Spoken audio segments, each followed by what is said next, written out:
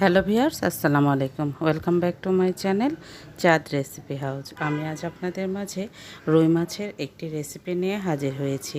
আমি আজ রসুন মরিচ দিয়ে এই রুই মাছটি রান্না করব। আর এই রেসিপিটি কিন্তু খেতে খুবই মজা। আশা করব আপনাদের অনেক ভালো লাগবে। যদি ভালো লেগে থাকে আমার চ্যানেলটি সাবস্ক্রাইব করার অনুরোধ রইল প্লিজ। আর পুরো ভিডিওটি দেখার আমন্ত্রণ রইল। চলুন তাহলে দেখে নেই আমি কিভাবে আজকে রুই মাছ আর রসুন মরিচ দিয়ে কিভাবে রান্নাটি করছি। এর জন্য আমি আজ এখানে 5 পিস রুই মাছ নিয়েছি এবং বড় সাইজের। চাইলে ছোট সাইজের মাছ দিয়েও করা যাবে, কোনো সমস্যা নেই। এখানে আমি পরিমাণ মতো লবণ আর হলুদ মরিচ দিয়ে এই মাছগুলো মেখে নেব। আমি এখানে হাফ চা চামচ করে হলুদ মরিচ আর ধনিয়ার গুঁড়ো দিয়ে দিলাম, দিয়ে হাতের সাহায্যে খুব সুন্দরভাবে মেখে নিচ্ছি। মেখে একটি সাইডে রেখে দেব। তারপর আমি চুলায় একটি প্যান বসিয়ে দিব। প্যানে দিয়ে দিলাম হাফ কাপ পরিমাণ রান্নার তেল।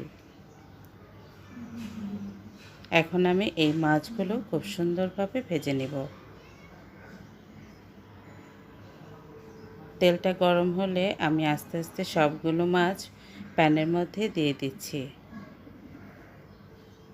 এক পিঠ ভালোভাবে হয়ে গেলে উল্টে দিয়ে আমি আরেক পিঠও ভেজে নিব। আমি খুব কড়া করে ভাজবো না, মিডিয়াম করেই মাছগুলো ভেজে নিব।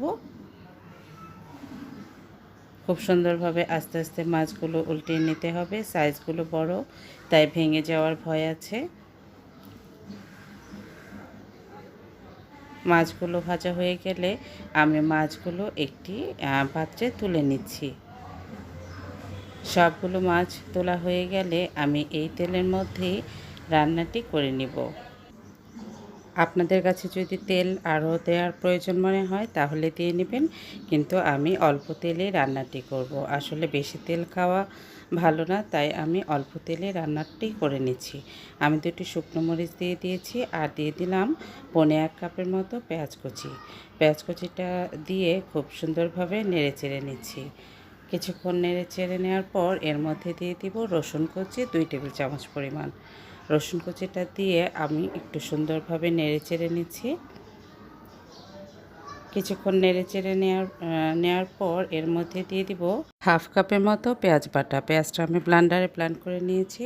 তারপর দিয়ে দিলাম হাফ কাপ রসুন মরিচ বাটা। আমি এখানে 10-12টি শুকনো মরিচ নিয়েছি আর একটি আস্ত রসুন নিয়েছি। এটা আমি ব্লেন্ডারে ব্লেন্ড করে নিয়েছি একটু পানি দিয়ে। তারপর আমি এটা এই মধ্যে দিয়ে দিলাম।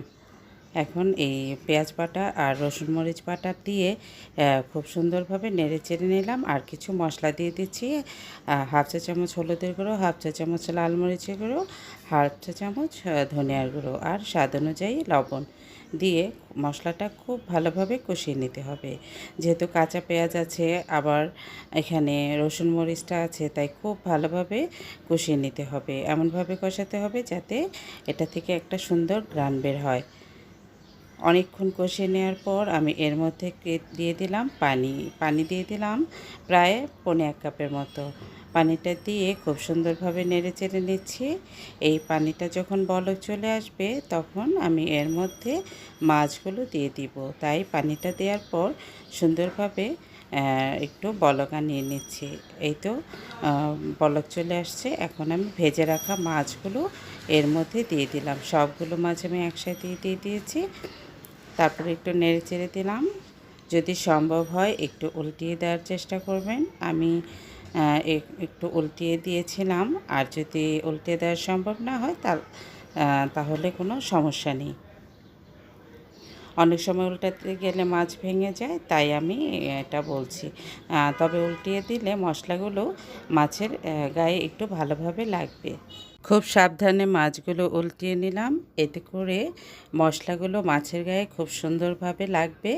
চামচের সাহায্যেও কিন্তু একটু মশলা তুলে তুলে দেওয়া যাবে। আর একটু ঝাঁকিয়ে নিলাম।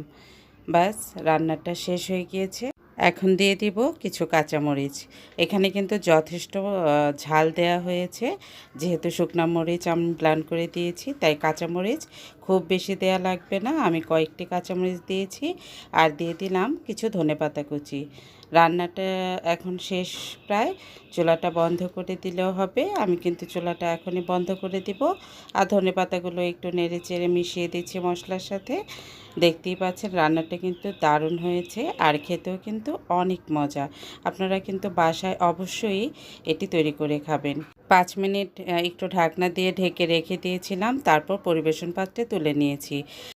ভিডিওটি দেখার জন্য সবাইকে অসংখ্য ধন্যবাদ। সবাই ভালো থাকবেন, আমাদের জন্য দোয়া করবেন। আজকের মতো বিদায় নিচ্ছি। আল্লাহ হাফেজ।